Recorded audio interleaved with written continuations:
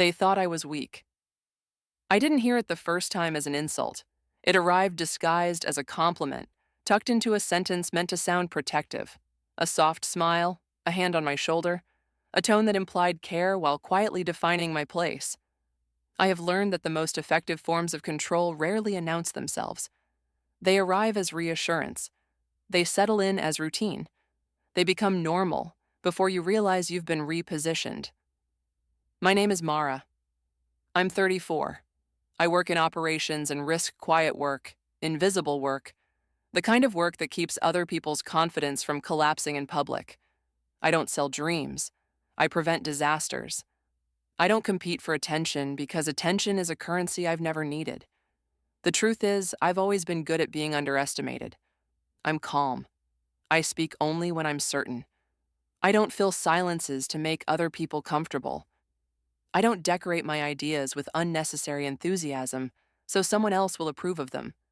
I prefer clarity over charm, systems over stories.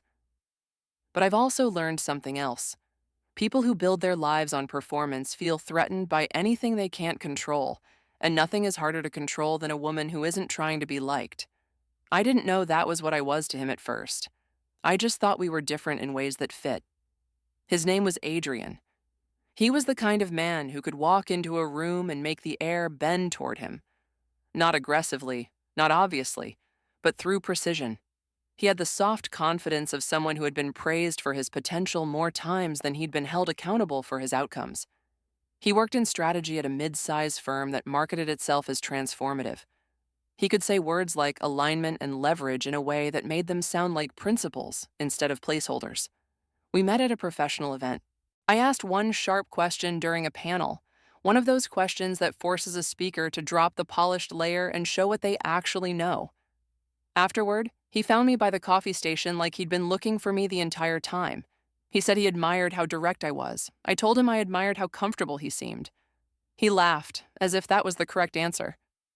We started seeing each other. It was easy. He was attentive, generous, socially fluent. He made plans. He remembered details. He brought me dinner when I worked late. He told me I deserved to be appreciated. Those words can make a woman feel safe if she's tired enough. Our careers orbited the same space, but we lived in different layers of it. He operated above the surface presentations, relationships, internal politics. I worked beneath it processes, controls, compliance, metrics that either held up under scrutiny or didn't. He would tell people what a project meant. I would make sure it didn't fail. I liked that about us at first. I thought his ease could soften my edges. I thought my steadiness could anchor his momentum. It felt complementary. It felt like a partnership. Then he got assigned to something bigger than him. It came wrapped in the language of opportunity. A high-visibility client, a fast timeline, a mandate to overhaul internal operations after a regulatory scare.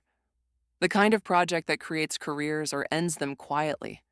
Adrian was elevated quickly, title upgrade, more exposure, more responsibility, more meetings than his calendar could hold. He started coming home later. He started sounding tired in a way that wasn't physical. It was the fatigue of someone whose confidence was beginning to run out of material. The first time he asked for my help, it sounded almost playful. He came to my apartment on a Sunday with his laptop and that half smile he used when he didn't want to admit he was anxious. "Can I borrow your brain for 20 minutes?" he said. "Just sanity check something." We sat at my kitchen table. He opened a deck with clean slides and vague words. He talked about streamlining, improving visibility, implementing controls. He told me what the client wanted and what his team was proposing. I listened. I asked questions. The answers were shallow. Not because he was lying, but because he didn't know. And I could see the gap immediately. The gap between what they were promising and what the organization could actually support. I didn't judge him for it. I didn't say you're out of your depth. I just started mapping the problem.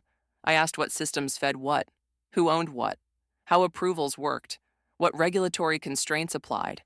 He blinked at me, slightly stunned by how fast I moved from his narrative into the actual mechanics. Then I did what I always do. I drew a clean structure where there had been chaos, a framework, a decision tree, a list of missing inputs that made their current plan impossible. Adrian stared at the page. "This," he said, tapping my notes, is what we should be doing. I shrugged. It's what you're saying you're doing, I corrected. You just need to align the reality with the story. He laughed. It sounded relieved. You're incredible, he said. Honestly, how do you see this so fast?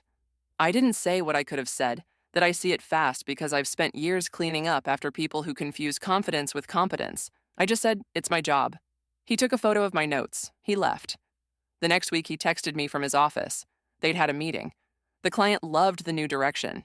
He said the framework helped him land the message. He called me his secret weapon. I let it sit there like a compliment. That's how it started. Small, understandable, a man under pressure asking a woman he trusted to help him think. Then it became more frequent.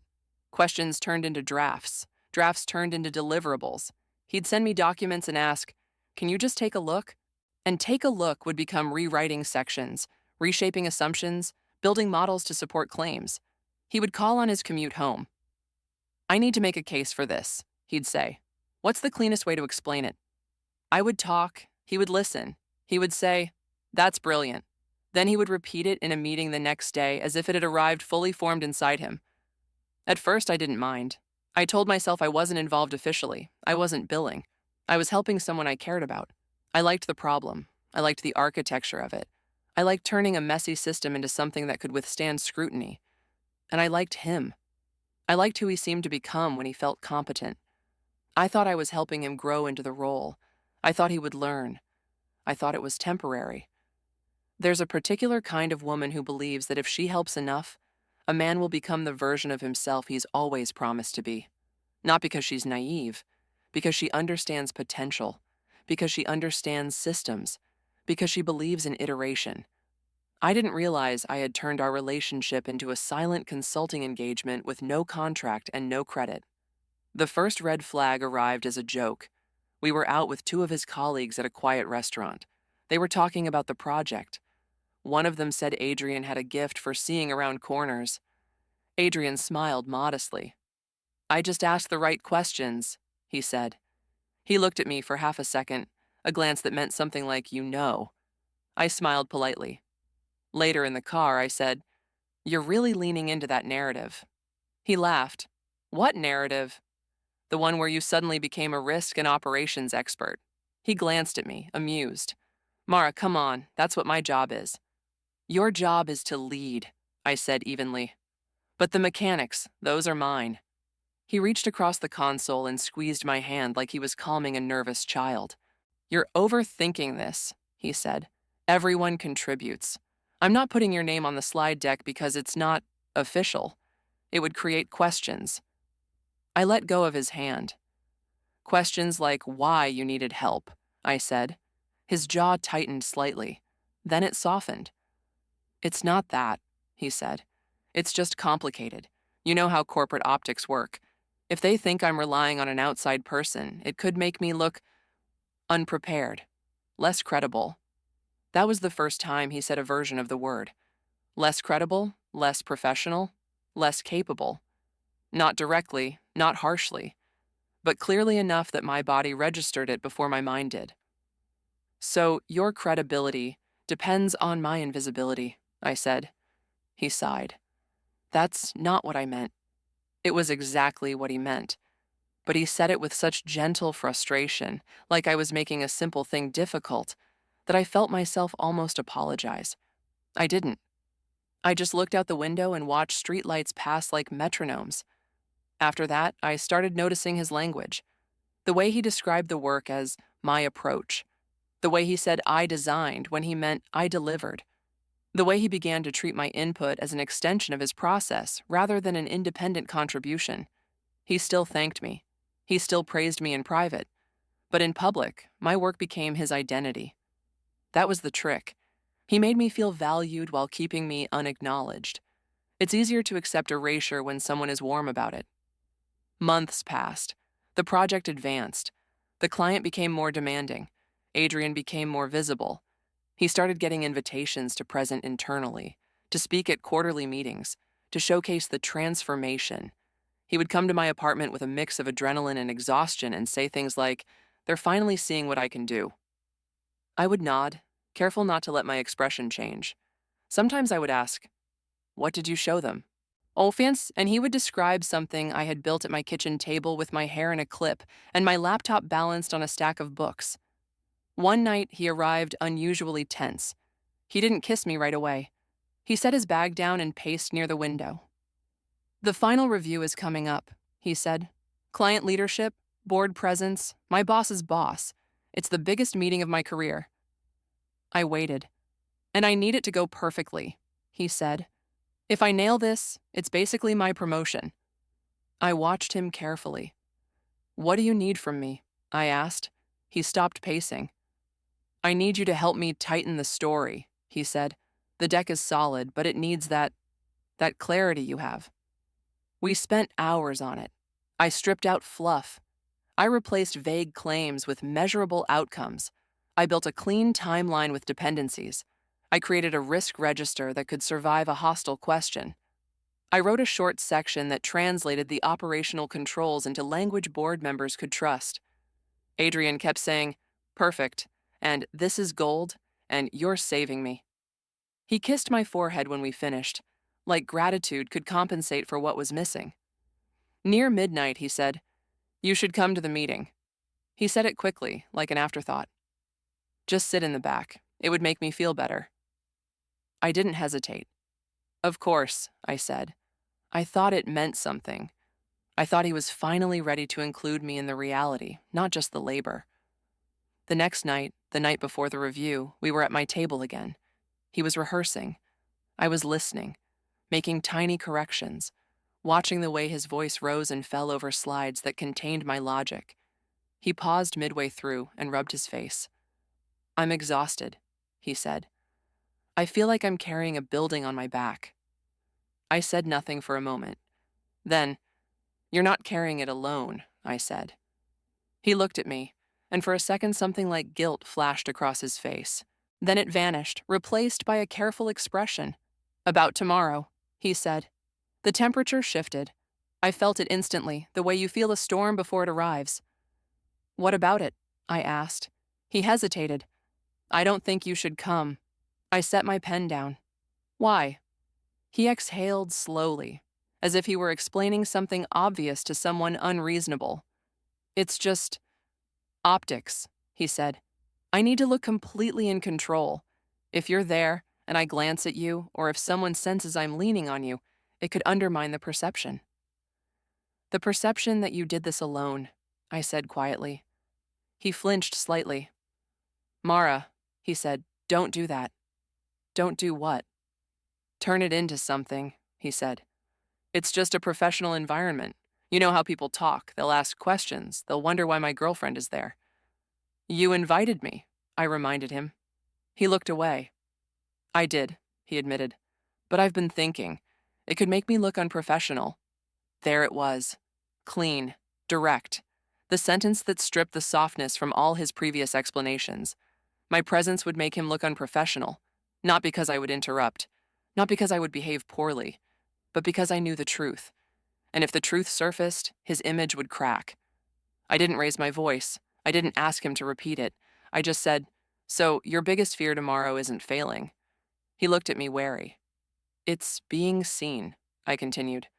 "Not you being seen, me being seen." His jaw tightened. "That's not fair." "What would be fair?" I asked calmly. He opened his mouth, then closed it. He had no answer. That was when I understood it wasn't a misunderstanding. It wasn't stress. It wasn't timing. It was the core of how he operated. He wanted the benefit of my competence without the risk of my visibility. He wanted my work as long as my name stayed out of the room. And he had been training me, gently, to accept that as normal. I looked at him and saw, with sudden clarity, how he perceived me. Useful, brilliant, convenient, but not equal. Not someone who could stand beside him without altering the narrative he depended on. People say betrayal feels like a knife. For me, it was more like a door closing softly. A click, a finality. "Okay," I said. He blinked. He seemed surprised I wasn't arguing. "Okay?" he repeated. "Okay," I said again. "You should sleep. Big day." He watched me carefully, as if waiting for the storm. When it didn't come, He leaned forward and kissed my cheek. "Thank you," he murmured. Then he left. The moment the door shut, my apartment felt different. Not emptier, clearer, like the air had been filtered. I sat at my table and looked at the deck he had left open on my laptop. My words, my structure, my risk register, slides that would carry his name tomorrow. I didn't cry. I didn't pace. I did what I always do when reality becomes undeniable. I documented it. Not because I wanted revenge, because I wanted truth that couldn't be negotiated. I opened a folder. I named it in a way that contained no emotion. Project Review Documentation. Then I started gathering. Email threads, message chains, file histories, version timestamps, drafts that showed my edits, notes from calls where he asked me what to say, screenshots of his messages. Can you rewrite this section? How would you handle the compliance question?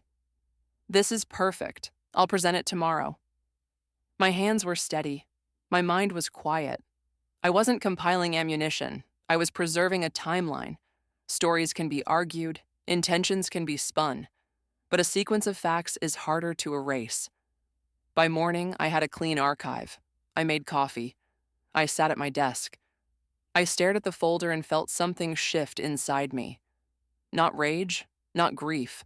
Resolve. The turning point wasn't when he disrespected me. It was when I stopped trying to explain my value to someone who benefited from ignoring it. I didn't call him. I didn't beg for understanding. I didn't write a long message about feelings. I opened my email and drafted a short, professional note to the program director overseeing the project, someone Adrian had mentioned often, someone whose approval mattered. Subject line: Operational Framework and Risk Controls Development Context. I kept it factual. I wrote that I had contributed substantial work to the operational controls and risk framework being presented, outside any formal engagement, and that I wanted to ensure the firm had full visibility regarding the origin of the materials. I attached the archive. I offered to answer questions if needed. I reread it 3 times to ensure it was calm. Then I sent it.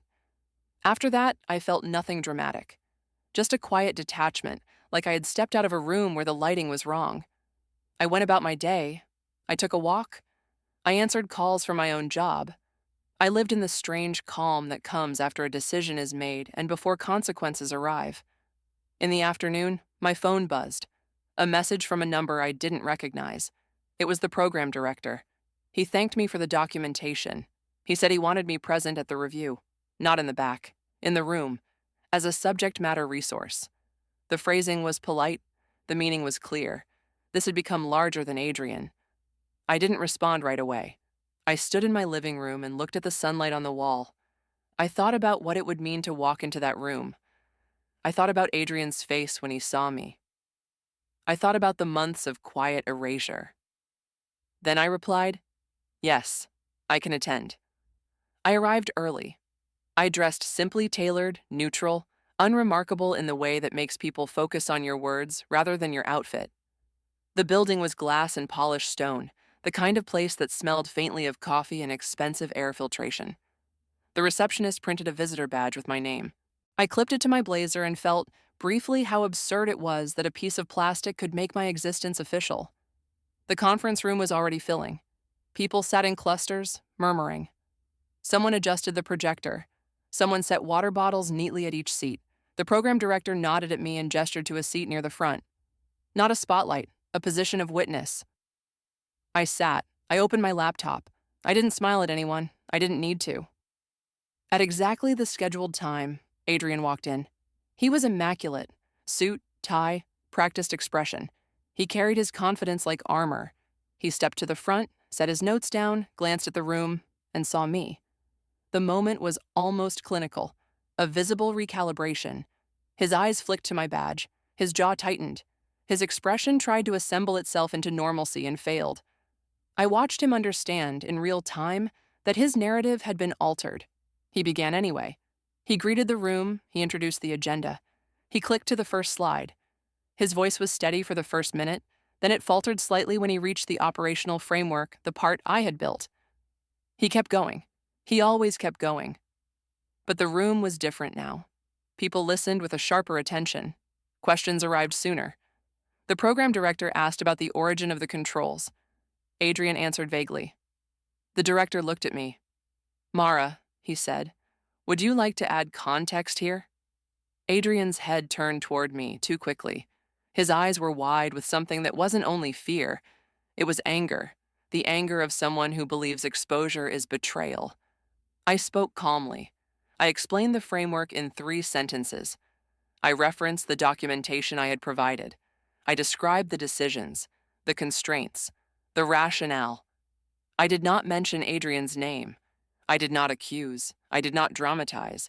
I simply placed the truth on the table, clean and undeniable. The room grew quiet in the way rooms grow quiet when authority shifts. Not because someone shouted, but because someone stopped pretending. The program director asked additional questions. I answered. Adrian stood beside the screen, silent for the first time I had ever seen him silent in a professional context. His confidence had nowhere to anchor. The meeting ended early, not because there was chaos, but because there was a need for private discussion. People filed out with careful expressions. The program director asked me to stay. Adrian was told to stay as well. A legal representative joined. HR joined. The conversation was contained. Professional, surgical. The issue was clear. If materials were created by someone not formally engaged, there were IP and contractual risks. The firm could not proceed on assumption and charm. They needed ownership clarified. They asked Adrian why he had not disclosed my involvement. He tried to frame it as collaboration, as support, as personal help. He used soft words, trying to make the boundary seem blurry. I didn't argue with him. I didn't need to. The archive had already spoken. They asked me what I wanted. Recognition, compensation, a formal contract, silence. I told them I wanted clarity and control over my work. I did not ask to ruin anyone. I did not demand a public apology. I said I was willing to sign over rights under fair terms, and that any further involvement would require a formal agreement. They negotiated. Numbers were proposed, adjusted, corrected. The final offer was substantial enough to be respectful and structured enough to be clean. I accepted, not because it felt like victory, but because it restored the boundary that should have existed all along. Adrian sat across from me during the negotiation, watching as if he were witnessing his own life from outside it. He looked pale. He looked wounded. At one point he whispered, "You didn't have to do this." I met his eyes and said quietly, "I didn't have to be invisible either." When the paperwork was complete, the program director thanked me for my professionalism. The legal representative thanked me for the documentation. They offered future consulting opportunities. I declined, not as punishment, as distance. When I left the building, the air felt sharper. Not warmer, not easier, just clearer. Adrian texted me that night. He wrote that I had humiliated him, that I had destroyed his career, that I had overreacted, that I could have talked to him. I read it once. I didn't respond. We met 2 days later because he insisted we needed closure. He chose a quiet cafe like he could control the tone through setting. He looked exhausted, as if he had been arguing with himself for 48 hours and losing. "They thought I was weak," he said abruptly, like he was quoting someone else. "They're treating me like I'm incompetent." I watched him. "Who is they?" I asked. He blinked. "Everyone," he said. "My boss, the team, the client. They look at me differently now." "They look at you accurately," I said. He flinched. "That's cruel," he said. "It's factual," I replied. He leaned forward. "Why would you do that to me?" he asked, voice strained. "After everything?" There it was again. The assumption that my loyalty was a debt I owed him. I looked at him and felt no anger, only a quiet, exhausted clarity. "You did it to yourself," I said. "I didn't create the gap, I stopped covering it." His eyes filled slightly. "I never meant to hurt you," he said. "I know," I replied. "But you did, and you kept doing it because it was convenient." He shook his head. "You could have waited," he said. "You could have let me get through the review, then we could have figured it out." "Figured out what?" I asked softly. "How you would acknowledge me once you had what you wanted." He stared at the table. "I loved you," he said, as if love should have been enough to justify erasure. "I loved you too," I said, "but love doesn't excuse theft." He looked up quickly as if offended by the word. Theft? Credit, I said calmly, is a form of ownership. You took mine. Silence stretched between us. He finally said, You made me look weak. I almost smiled then, not from amusement, but from recognition. No, I said. I made you visible. He sat back as if that sentence had landed somewhere deep. So, that's it, he said quietly. You're just done. I nodded. Yes, I said. I'm done explaining. He swallowed. You destroyed everything, he whispered. I watched him for a long moment. Then I said, No, I stopped being convenient. That was the end. Not dramatic, not loud, just final. In the weeks after, my life didn't become magically better. It became quieter. I slept more. I worked. I walked. I deleted drafts of messages I didn't need to send. I let the residue of the relationship dissolve slowly, the way it should have dissolved earlier if I had listened to myself. I set boundaries like they were part of my job, because they are. I stopped offering my mind as a free resource to people who needed me invisible to feel powerful. I began choosing spaces where clarity was respected and ownership was normal. Sometimes people asked about Adrian. Sometimes they hinted at the story circulating in his firm. I didn't confirm anything. I didn't need to. I wasn't interested in being a cautionary tale. I was interested in being whole. The truth is, I didn't win. Winning would have required a scoreboard I didn't care about. What I did was simpler. I corrected the record. I reclaimed my work. I reclaimed the part of me that had been slowly trained to disappear for someone else's comfort. They thought I was weak because I was quiet. They assumed my calm meant compliance. They mistook my restraint for fear. But restraint isn't weakness. It's control. And control is what remains when you stop performing your pain for people who benefit from it. I don't raise my voice. I don't threaten. I don't chase recognition. I just document. I step back. I let reality do what it always does when it's finally allowed into the room. Sometimes justice isn't applause. It's the moment you stop being silent about your own worth.